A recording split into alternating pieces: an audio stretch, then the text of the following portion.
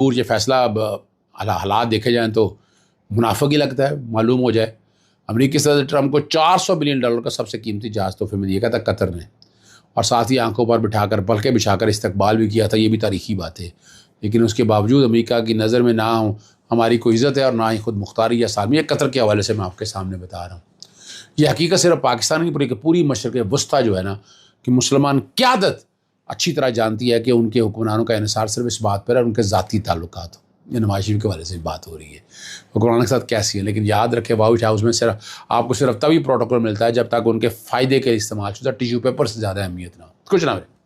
बड़ी मिसाल कर्नल कज़ाफ़ी का बेटा आपके सामने है, सैफुल इस्लाम है। गिरफ्तारी के बाद बरतानिया पूछा तक नहीं और काम के वक्त आओ भगत करते रहे।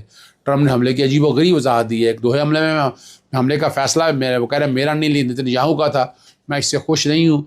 मैंने इसराइली हमले के बारे में कतर को पेशगी मुतला करने की हिदायत की थी, लेकिन बदकिस्मती से वार्निंग देने में ताख़ीर हुई। ये मजम्मत भी तो कर सकते थे। ईरान पर हमले के बाद उन्होंने कहा था कि अमन का वक्त है।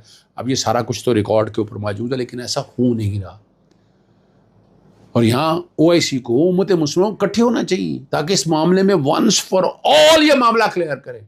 सिर्फ हवा में बातें मत रहने दे, खुदा रहा मत रहने दे हवा में बातें। ये तरीकाकार बदलना होगा।